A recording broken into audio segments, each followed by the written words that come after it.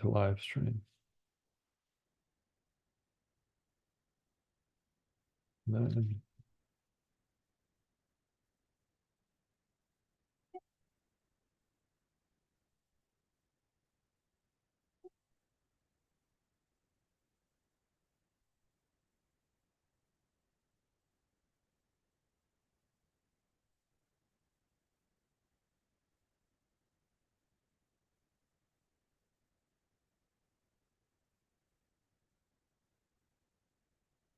What do you say we start this? you're the host. You have to start it. Yeah, let's go.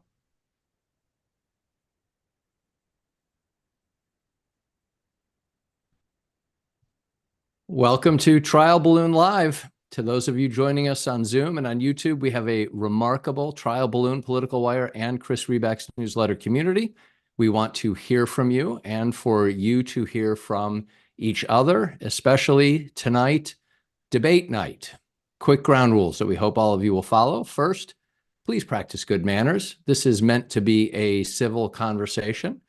And when you are called on, please tell us your name, where you live, and as of now, whom do you plan to vote for? Tegan, anything you want to add? No, let's get right to it, Chris. Let's get to it. So you post, say it again. Debate night. Debate night, September 10th. You posted today that a third of voters say the debate will help them decide. A new NPR PBS News Marist poll found 30% of registered voters said tonight's debate will help them a great deal or good amount in making their selection for president. Roughly 69% said they do not think the event will help them very much or at all with their decision in November. First question I had was, any sense of how this compares to most debates, that number? Well, first of all, I don't believe that anywhere near 30% of voters are undecided at this point. So I think that question is probably measuring something different. It's probably measuring the idea that people want to watch the debate. People want to see more about these candidates, particularly Kamala Harris, who is less known than Donald Trump. But under no circumstances would I take that to mean that 30% of registered voters are still making up their minds. I do not think that's anywhere close to the truth. That has not been reflected in any of the horse race polls. And how it compares to previous debates in previous times, I think all of that is irrelevant. This is a pretty unique election, and this debate is happening at a unique time. And so I think comparing this to other debates doesn't really matter. So the fact that number bears nothing close to resembling the truth did not stand in the way of posting it on Political Wire, however. Well, it sparked some interesting discussion. I mean, it did. It sparked my interest. We got a great almost comment. 300 comments on Political Wire discussing that, Okay, well, some people chase clicks, some people chase comments. We got a great comment right now from a regular Trial Balloon participant, and I believe Political Wire reader Paul H. notes that a third of voters would, quote, want more information about a potato running for president. Could be true. Kind of a funny comment, I thought. I would say a third of voters would like a potato to run for president. All right, we're gonna walk away from that because I know the line that went through my head, and it's and as I said at the top, we're gonna please practice good manners. The one thing that I would pick on just a little bit is I didn't interpret this as voters who are undecided. The wording is will help them a great deal or good amount in making their selection. So that could be people who are mostly decided and are kind of just wanting to see X, Y, or Z. I'm just trying to help you out a little bit since you posted this earlier today, but I'm not taking it purely as people who are undecided. I think that's fair enough. But look, I do think that this debate tonight is really pretty much all about Kamala Harris. I mean, undecided voters, they already dislike Donald Trump. They've made up their minds about him. They're undecided because they know enough about him that they're not ready to vote for him right now. But a significant number of those undecideds, they want to learn more about Kamala Harris. And the question tonight is, can she seize the opportunity here? Can she appeal to these folks? And, I think that's the difference with this debate. There's very few people Donald Trump is going to convince to like him tonight. He's going to try hard to convince them to not like Kamala Harris. But so she's got the tougher job in a way because she needs to appeal to this group of voters because there's more upside. She has a lot more upside. Donald Trump is going to spend more of the debate trying to tear her down than to build himself up. So that's the way that I view the stakes of this.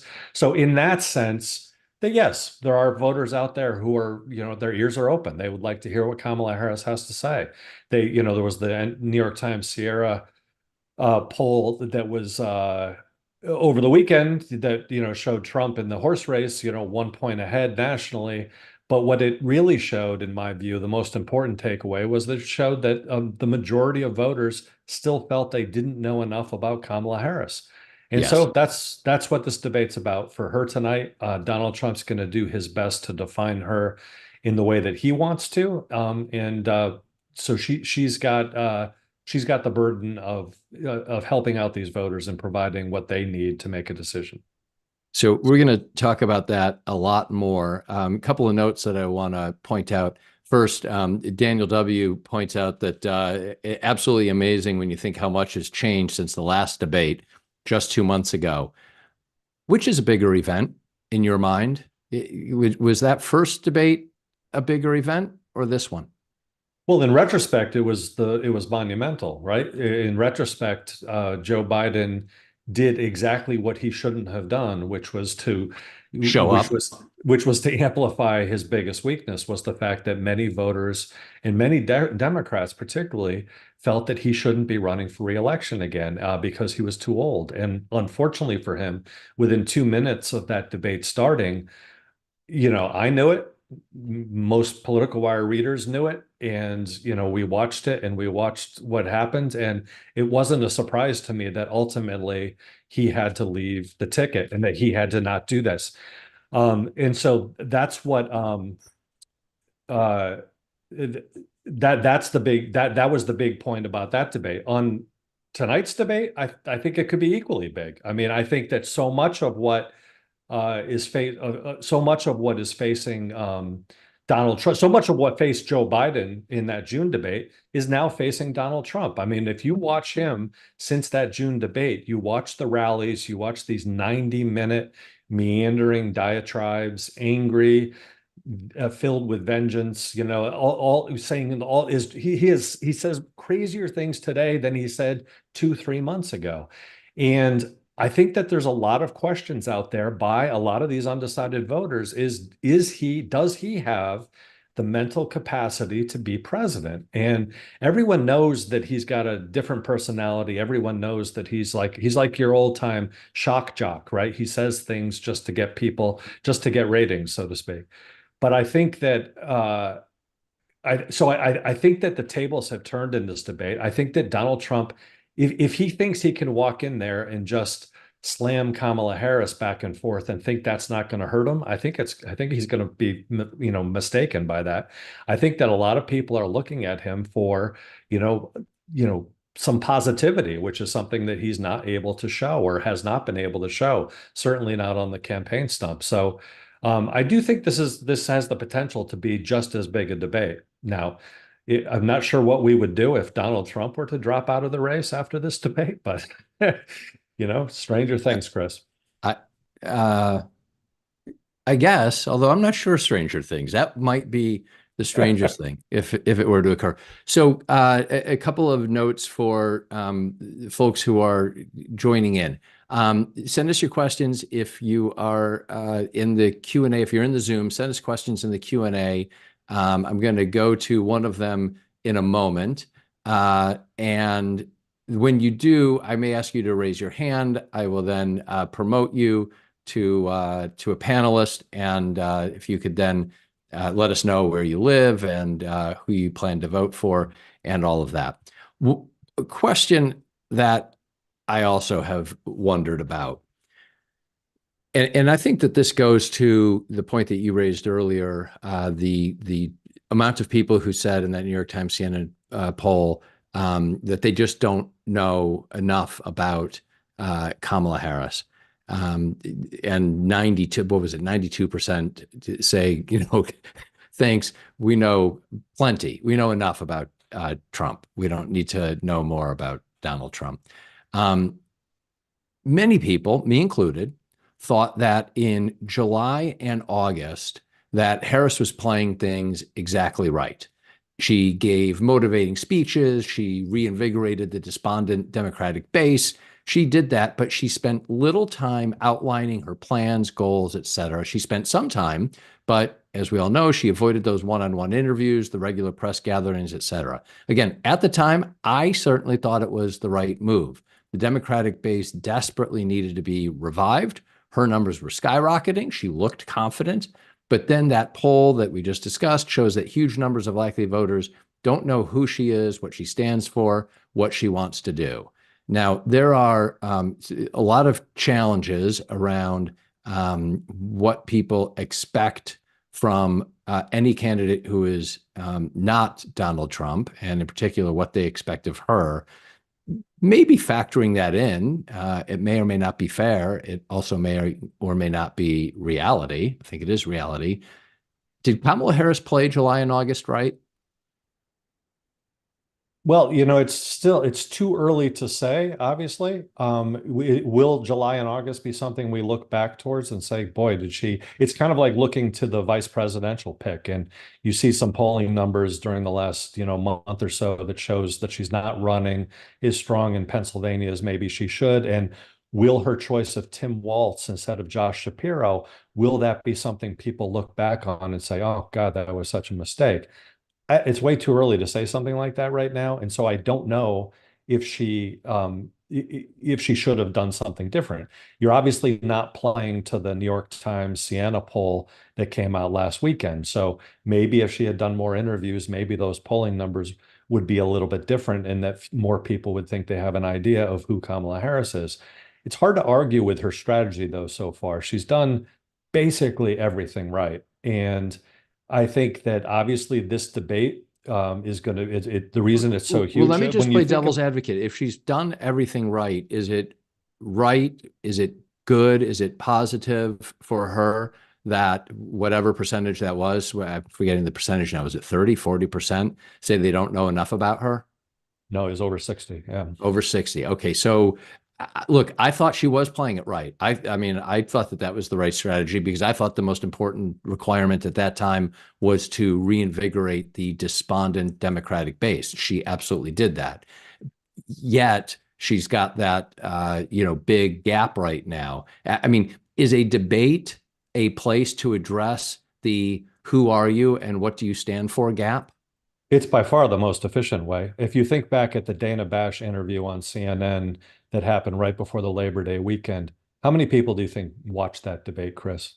A million, maybe 2 million, maybe three. I mean, just it's a small number. Tonight, there will be over 60 million people watching, including people who are intimately interested in this presidential race.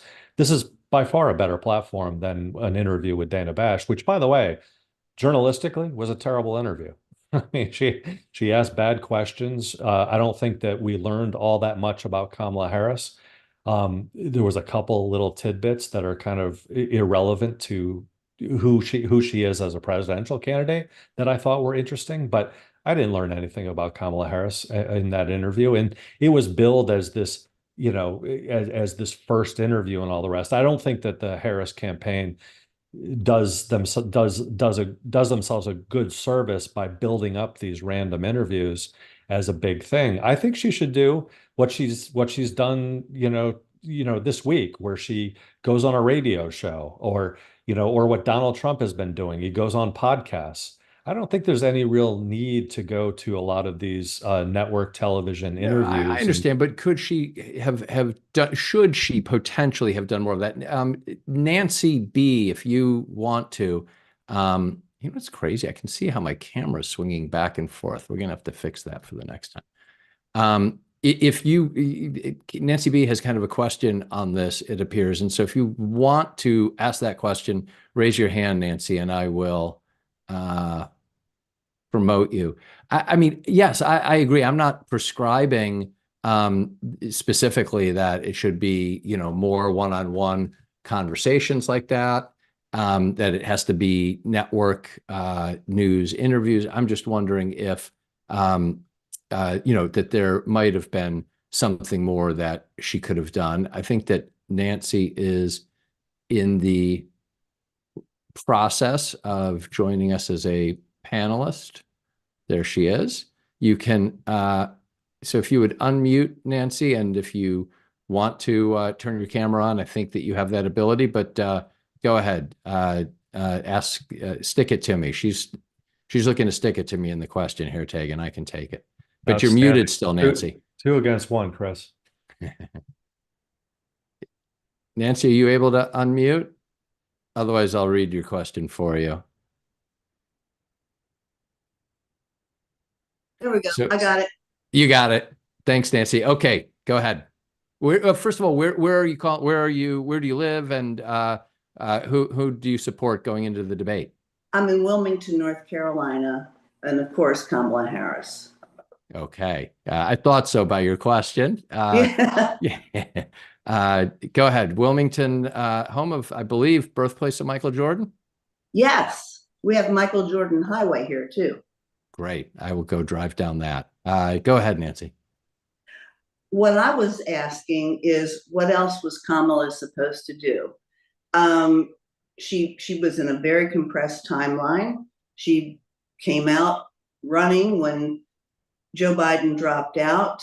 The expectations on her were just huge, and I think she more than met them.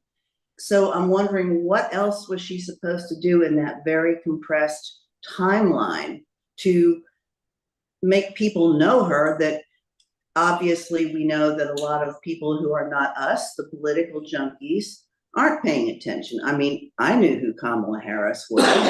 I supported her in 20. I understand that people didn't, but on the other hand, when you're looking at your alternative is Donald Trump, and you have this wonderful, joyful vice president to a very successful president, what else was she supposed to do? That's my question. Well, before Chris gets into that, let me actually just also set the context. If you go over the last 2 weeks, okay, since the conventions, the last 2 weeks that she spent, one was a week before the Labor Day holiday.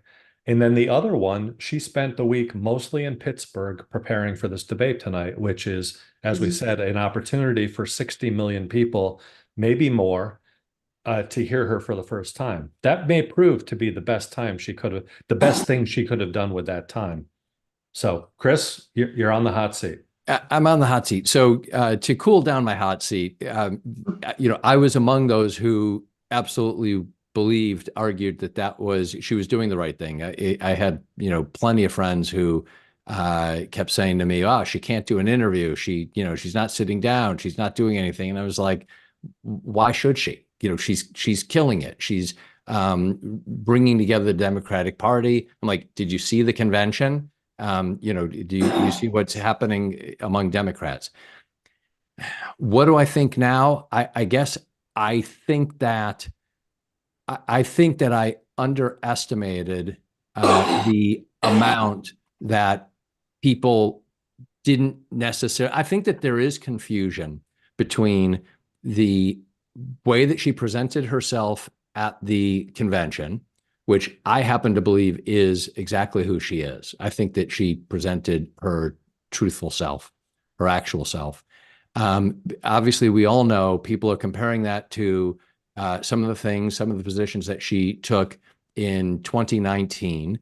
It should be pointed out, she didn't make it to 2020. That was an extreme, that was a more progressive Democratic primary. Given her background in as a prosecutor, she was, of course, we all remember, called Kamala Cop or Cop Kamala. She was being attacked, and she, for the primary, took various positions that she's now going to have to explain, and she should explain them. I'm assuming she has perfectly good explanations for them. I think I underestimated the gap, and then also the ways in which she either is or is not, should or should not be connected with the last 3.5 years. Sometimes I feel like, yes, it's fair. It should be called the Biden-Harris administration, and she should have to take on all of those policies for better and worse. And other times I feel like, well, that's kind of silly. I mean, it's the president who sets that agenda, and now is her time to separate herself a bit. So, one, how does she define herself now vis-a-vis 2019? Two, how does she define herself going forward vis-a-vis the last 3.5 years? And I think that I underestimated the extent to which maybe finding opportunities to do that would have been useful. Now, I say that, but with the agreement, I think with your point, Nancy, the House was on fire. In my opinion, the most important thing she had to do was resuscitate Democrats, and she absolutely did that. So what could she have done? Maybe that's what she could have done. I would have done it. I agree with what Tegan is saying. I don't think it had to be major interviews, but it may be more opportunities to take on those gaps. That's what I'm thinking. Does that? May I say something, Please, Chris? please. Yes, I was going to ask you, does that Okay. make any sense? Yeah, I totally get what you're saying. But consider this, yes, since 2019, and you're right, it wasn't 2019, she's evolved, she's learned from being in the Biden administration. That's called growth. And I think thinking people appreciate growth. Those of us who try to learn and do better, we grow. So she's grown. Now, as far as the Biden administration, her role as vice president is not to outshine the president. We all know that. It's an absolute given. So she has been somewhat constrained. I would posit that this is her turn to shine, keep all of what is good about that being part of that administration, and then with what she's learned and how she's grown and being part of that administration, let her fly. What bothers me is Trump is so baked in and has been for so many years that he seems to get a benefit of this is who he is, this is who he's been, and this woman doesn't get a chance to have that chance of evolution, which Trump had the chance and he just didn't evolve. He devolved, in my opinion. Nancy, did you happen to hear last night? And while I'm asking you this, if Zachary S. would raise your hand, I want to bring you on for your question after. Nancy, did you happen to hear Adam Kinzinger was on CNN last night? And the point that you're making was very similar to the one he made, which I totally rang true to me. She is being judged as a normal, I forget the exact word he said, as a normal politician. Mhm. And so, whereas Trump does not get judged that way. He somehow gets judged, which I think is what you're saying. You correct me if I'm wrong, under totally different terms and expectations. And she's being judged now in a way, in harsher terms, because she's being judged the way typical politicians have been judged over our living history, and Trump just is not. Does that ring true to you? Yes, absolutely. He, for multitudes of reasons, just keeps getting away with whatever I'm not going to say the bad word, of the day is that he's espousing, and he gets away with it. The burden is always on somebody else. This time it's on Kamala, who's had a very compressed period of time. And I am so impressed with the job she's done. I don't know how anyone actually could have done what she has done in this compressed time frame. And I wish people could recognize that. I recognize that people don't, because everybody's not a political junkie like me. And, my hair's on fire and, I'm nauseous all the time and all the things that we do. But thank you for bringing it up, because I think that's so important for people to know. And if they would just listen to her and appreciate her warmth, which I feel is genuine, I don't know how she could miss. I mean, especially opposed to this monstrosity that is Donald Trump. Nancy, thank you. Taking anything Nancy's not else undecided in this election, Chris. She's decided. Wow, you are a sharp analyst. Nancy, thank you. Thanks. Can't get anything by Tegan. No, not Tegan. No, he's a real sharp. He's sharp, dude. Yep. He's a sharp dude. Nancy, thank you. Have a great night. Zachary, I think that you are unmuted. Could you kindly go ahead? Tell us where are you calling from or zooming from, and who are you supporting going into the debate tonight? Yeah, I'm calling from Los Angeles, supporting Harris. And thanks for both of you. I really love, obviously, the newsletter and Travelin. It's so awesome. So glad to be a part of this and that you guys do this, and hope your wrist is feeling better, Tegan. Not sure how. On the mend. It's much better than the first time you had one of these. So that's good to see. I actually was just wondering, because I know that the muted mics were such a big thing building up to this debate tonight. But I was just wondering what you think, because I've been thinking lately, is it maybe better for her based on the fact that people don't really know her that well, that she won't have them interrupting so often and she can present her case? Whereas it doesn't seem like there's much upside to getting in a back and forth with them so often, that possibly it somehow could be better for her, to have the time alone.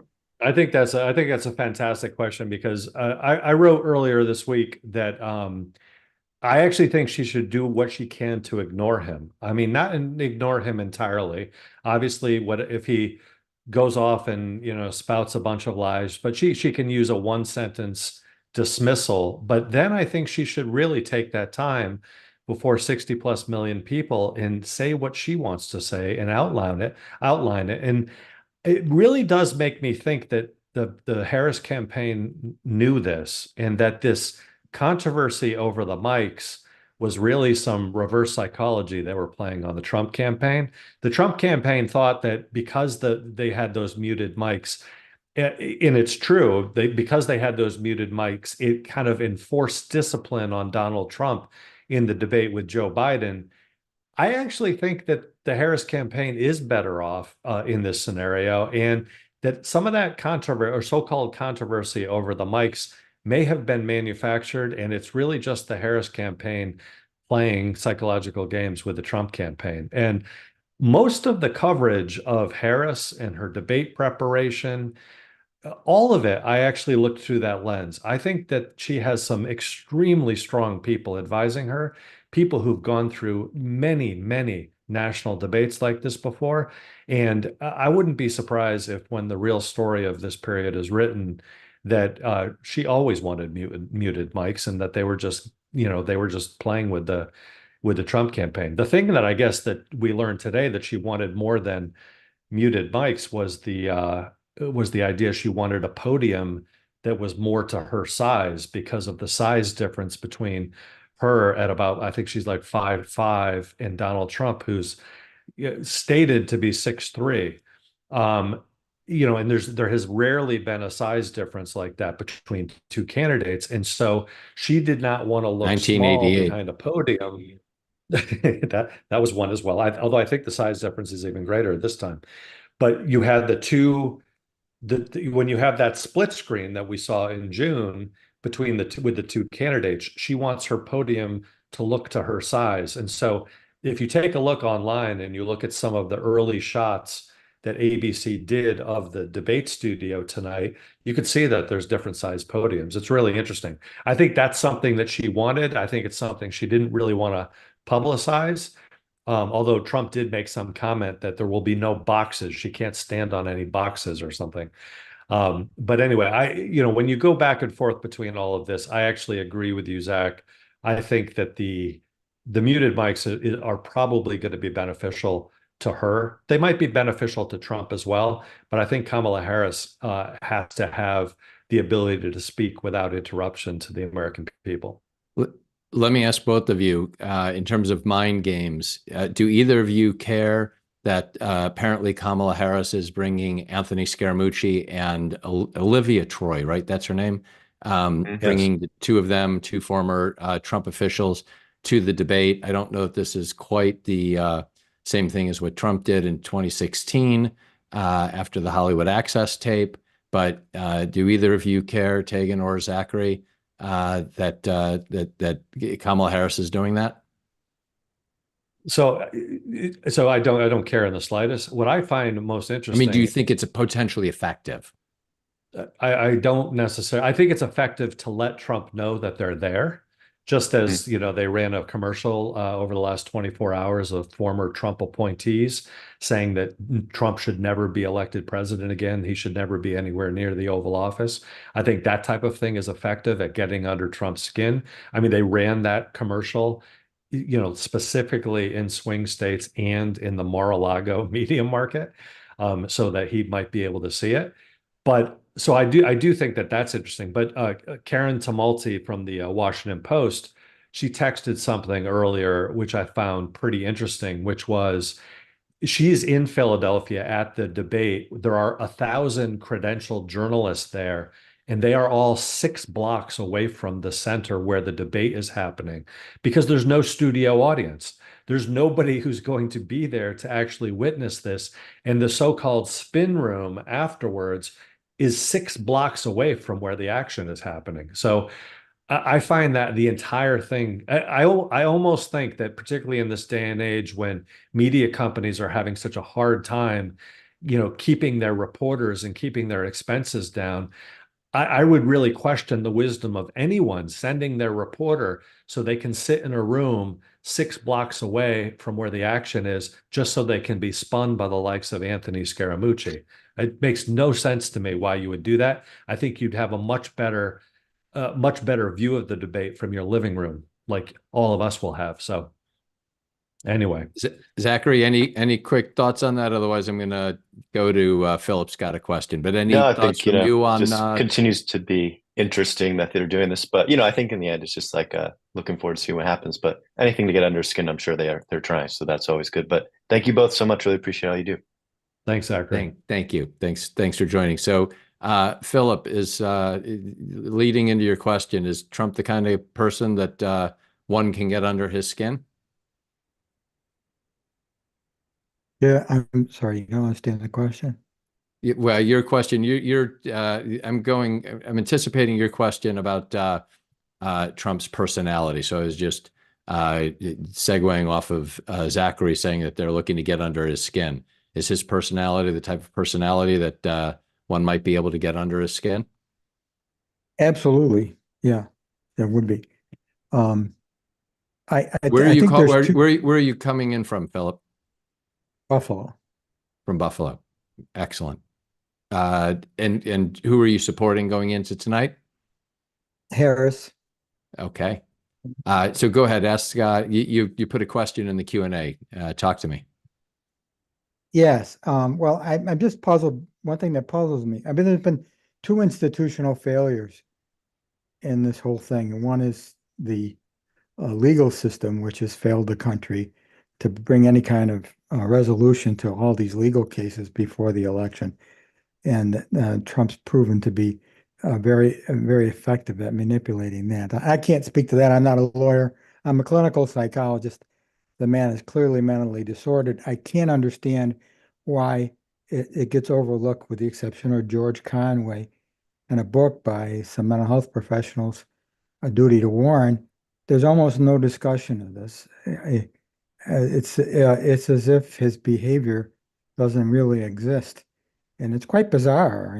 You talk about Hannibal Lecter, and it's really just not reality bound. Yet he's treated like it is. Philip, I think that you point out probably one of the biggest failings of this Donald Trump era is that too many people do try to treat him as a typical Republican candidate. We have 2 major parties in this country.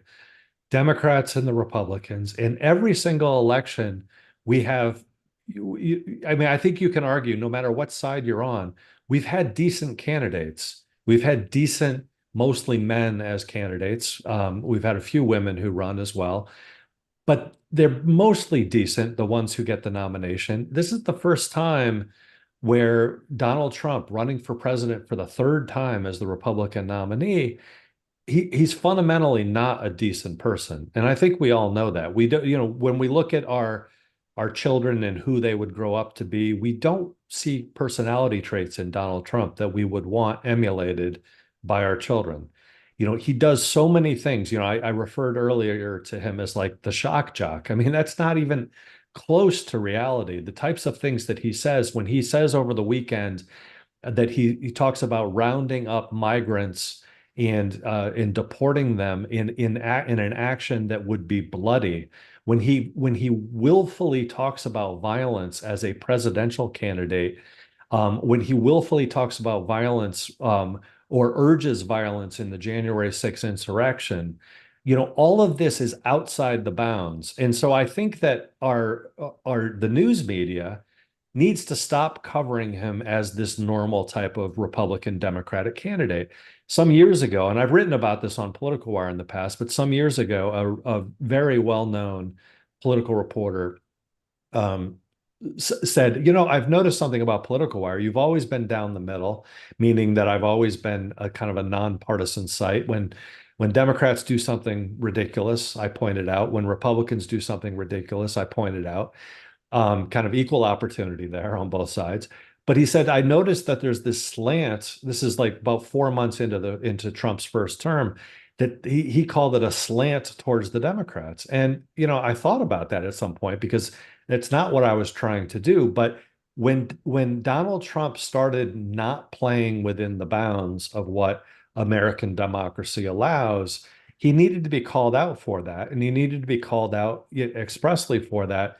Whether it's, encouraging the Russians in 2016 to interfere in the election by publishing or hacking into Hillary Clinton's emails, that type of thing is outside the bounds of acceptable political behavior. And so I do think that Trump needs to be called out for that. And so everyone, particularly, a lot of these inside the Beltway publications that, again, they're always, it's the Republicans and the Democrats here. That's not the game that we're in right now. That's not the political system. That's not the election before us, because he is different. And while I know, Philip, you think that he, is mentally disordered, and look, so much of, I'm not an expert as you might be, but so much of what he does sure seems nuts to me. But what I do know is that he is not he is not within the bounds of acceptable behavior for a democratic society. Okay, calling on violence, he's also his increased, racism, with the racism has just ramped up over the years to the point where now it seems to be acceptable behavior, except the things that he says seem to be acceptable. We now have his vice presidential nominee. We now have him talking about Haitian migrants capturing people's pets in Ohio to eat them. And it is absolutely not true. It's absolutely been rebutted. But JD Vance goes on social media and encourages the memes to continue. It's encouraging these falsehoods to continue. And all of this is just outside the bounds. This is not just your standard, your Nixonian dirty tricks. That all looks pretty tame at this point. This is a much different situation that we have here. So, Tegan, let me ask Philip a question off of that. Two quick notes. One, John K., would you type your question in the Q&A so I can see what the topic is, so that we can make sure that the questions run on topic? I'd love to call on you if it is. And Alan M., would you raise your hand if you want to join? Because I'd love to get your question asked. Philip, given what Tegan just said, did you say at the top you're a clinical psychologist? Yes, I am. Okay. Given what Tegan just said, and the behavioral traits as you have seen them. Is there anything, if you were coaching Kamala Harris, is there anything psychologically that you would tell her to say or do to try to trigger any of that out of Trump? Well, a narcissist, he's a malignant narcissistic personality disorder, and he has some sociopathic tendencies, but it's mostly malignant narcissism, and he's, as his niece says, was institutionalized and all that. Right. all But that. let's say, but given, to caveat, I mean, I understand you're going off of what you've seen, but he hasn't been your patient, obviously. But let's just say, given what you have seen, if you were a political consultant, is there anything, any psychological play that she could make that would particularly trigger someone who shows whatever traits it is that you're seeing? Yes, someone with his personality sort of has a difficult time distinguishing praise from mockery. So if I would mock him when possible, but in a way that would cause him he would get very irritated with that, because it would take a little while to register, then he would be furious. Because Thank you. He's not good at picking up on that. Right. At Okay. all. And also the other thing is, yeah, what people don't understand about him is it's not that he's immoral.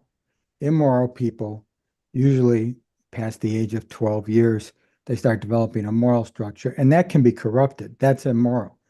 Trump is amoral. So it would be as if you said, well, I can take my 3-year-old out in shark infested waters because a shark would never attack me.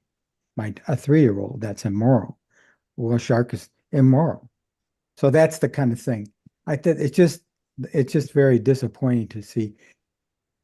You don't have to be a psychologist to know he's disturbed. Well, No I more than understand, and that aligns with part of the points that Tagan was making. That Tagan has said this a number of times, that you look at some of that behavior, and it's not behavior that you would necessarily want in your own kids. And but I was interested to hear, and I think it was an interesting response. If there somebody with your background who is acting as a political consultant, how to attack that. I want to get. Phil, anything else very quickly, Phil, because I want to get to Alan, and there are a couple other questions that we want to get, and we want to make sure that everyone's got, an hour to, order chicken wings, get beverages set up, for the debate. Anything else that we should know? I appreciate you joining us tonight. Yeah, I just would say, you don't need to be a physician if you see somebody's bone sticking out of their arm, that they have a broken arm. You don't need to be a physician for that. Most people can say, I don't know what he is, but he's crazy. Okay. Philip, thank you. Thanks, Philip. Enjoy the debate tonight. Alan, if you can go ahead and unmute. I think there was some feedback there a moment ago. But Alan, where are you zooming in from, and whom are you supporting going into tonight's event? Well, I'm calling from Massachusetts, and my state is blue, and so am I. So that should answer that question. I was stunned at the Trump, Clinton debate, where he wandered around the stage like a Darth Vader and basically had a menacing aspect.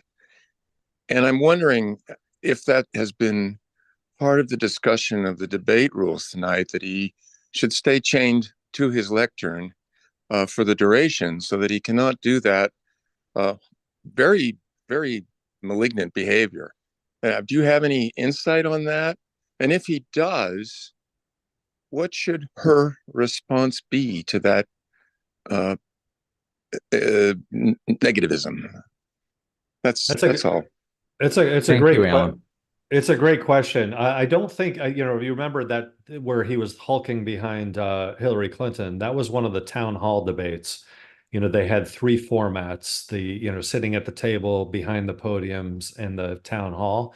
This one is behind two podiums. So I don't think he's going to have the opportunity to kind of wander around the stage that way. It'll also mess up the camera shots that they have, which are fixed camera shots. So I don't think that that would probably help him either. And he's probably aware of that. What I'm most interested in, though, relative to this is will will he shake her hand?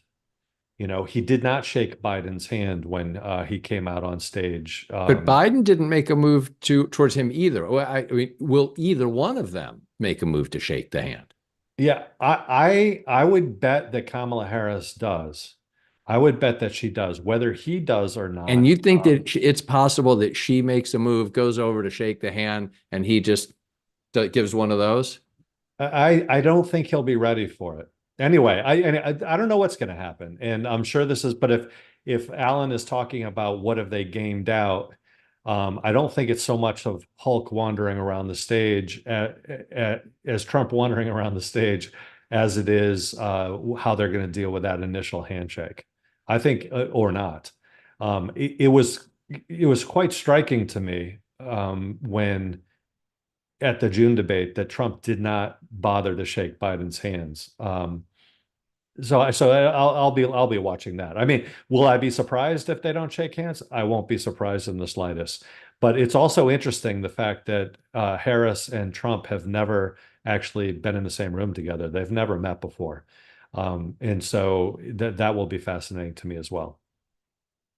Alan, Well, I would say that's lucky for her. But anyway, thank you. I'm not going to continue. Okay, I wanted to give you a quick chance to follow up. Thank you, Alan, very much. Sandrine, if you want to raise your hand, and there was a question posted earlier. Oh, and Nathan B, if you wouldn't mind raising your hand. There was a question asked a moment ago. Yeah, I liked this question from Daniel. He asked, what is the most important non-polling indicator that either Harris or Trump is ahead in the race right now? You have any thoughts on that? I think it's entirely where they're spending their time and where they're spending money. Yeah. So the idea that that the Harris campaign is spending time and money in North Carolina is a real indication that the map has expanded and that Trump is on the defensive at this point. So the fact that she's been in Georgia is the same thing. So keep an eye where they're actually spending time, where they're spending money, and it's not a surprise that anyone's spending money in Pennsylvania or Wisconsin or Michigan. But the fact that the Harris campaign is actively waging a campaign in those states and hiring new staffers in those states, that's a pretty big deal. And she needs to keep the pressure on through the next, 55 days and keep Trump spending money there, because money he spends there is money he can't spend elsewhere. And one sort of related question to where they're spending money, it is shocking to me how the Trump campaign seems to have built up a ground operation using super PACs again. That's the Ron DeSantis strategy that he tried in the presidential primaries, in the Republican primaries. We all saw how well that worked. It was absolutely abysmal. And the idea that the Trump campaign is doing that again across 7 swing states makes no sense to me. And we've got a lot of articles that suggest that many Republican lawmakers and Republican strategists are actually quite worried about what he's doing, that they really worry that his get out the vote effort is going to be subpar as a result. Excellent. Sandrine, would you unmute? There we go. Because rumor has it that you got a text today, Sandrine. Yes, I got this campaign text that started with Vice President Kamala Harris and dictator Donald Trump will face off, blah, blah, blah. And that really caught my attention because he's the one who gives nicknames, and I've been quite worried about his latest one, Comrade Kamala Harris. I've been worried if it would stick, especially with Elon Musk helping with his AI, posts, AI generated pictures of her as a communist. And yeah, so I was wondering, I thought that was a pretty good one, dictator Donald Trump. I was wondering if do you think the Democrats should go that route, using names like that? I mean, the surrogates, obviously not her. Yeah, How so aggressive? Go ahead. Yeah, no, that was the point I was going to make. Yeah, I think it's fine for surrogates to do it. If Pete Buttigieg wants to go on Fox News and call him that, that's just fine. But I love the way that Kamala Harris is staying away from that. I love the fact that when, her rallies and her crowds chant "lock him up," she tells them to stop. That's not what Democrats are about. Democrats are not about using their political power in that way. When they go low, you go high, Tegan? Well, I mean, in a way, although there are some great. I'd be too embarrassed to actually talk about it here. But Eric Swalwell is one to go lower every time. Every time he tries. So go take a look at Eric Swalwell's Twitter feed, and you'll see quite a few good insults in recent days in that feed. But if other people want to call him Dictator Donald, I think that would be fine. But Kamala Harris needs to stay away from that. It'll be interesting to see if Donald Trump stays away from those types of insults in this debate. If he starts referring to her as Comrade Kamala in the debate, that will be interesting. I think his advisors will lose their minds if he does, but we'll see. Well, that's a dog bites man story.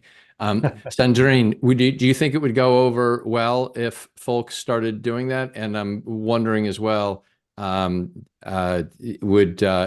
the presumption, am I presuming correctly that maybe you've experienced French elections as well? Is that something that would go over there? Is that a device or an approach that would go over well?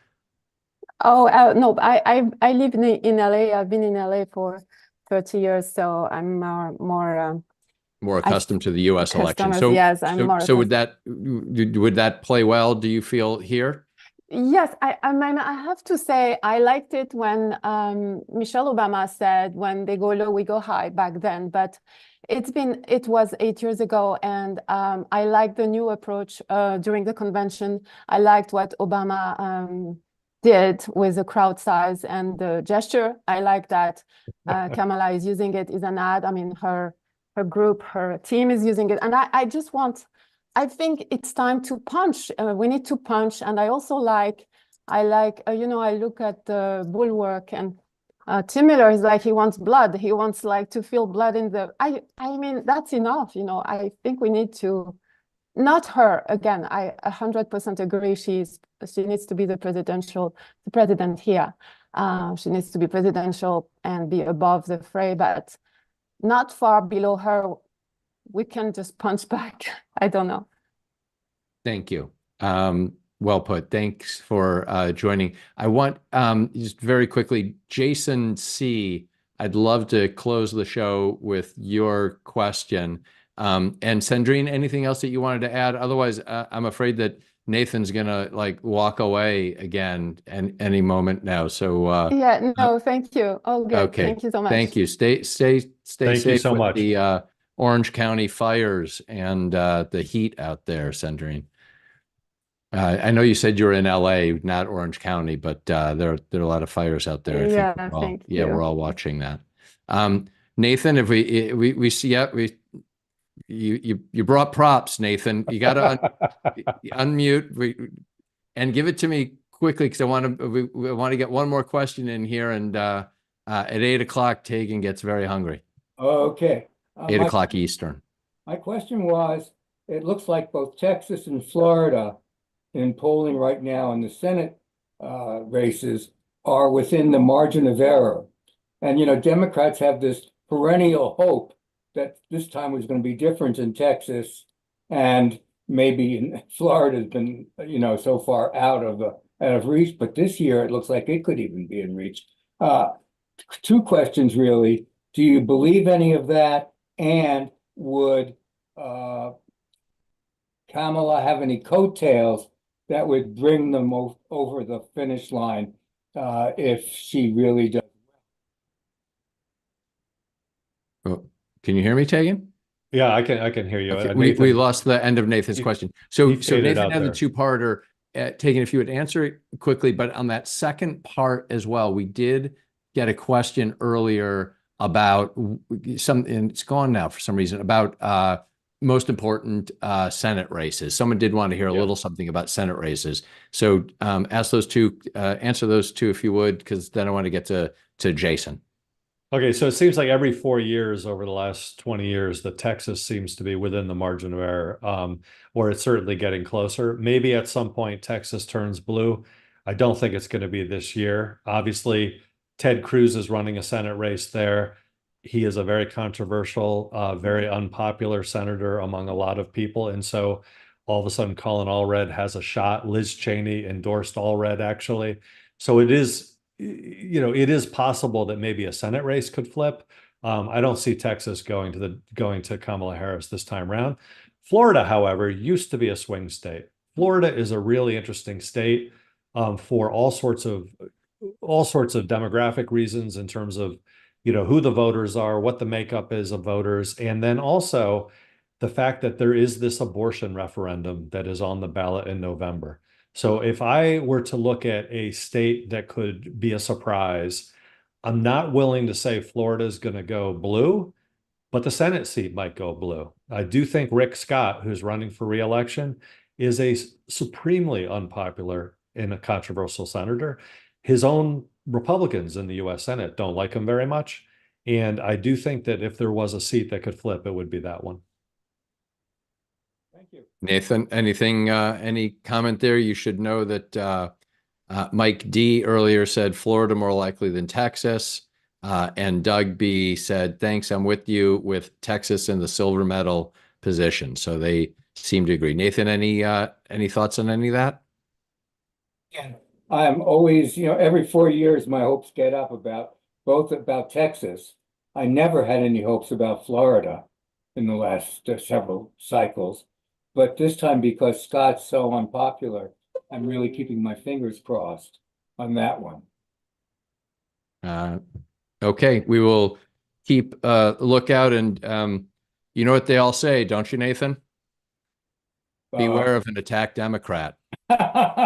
Yeah, Nathan, I hope you wear that till at least 10:30 tonight, okay? Until after the debate's over, all right? Mark Elias has one on his bookshelf that I always see.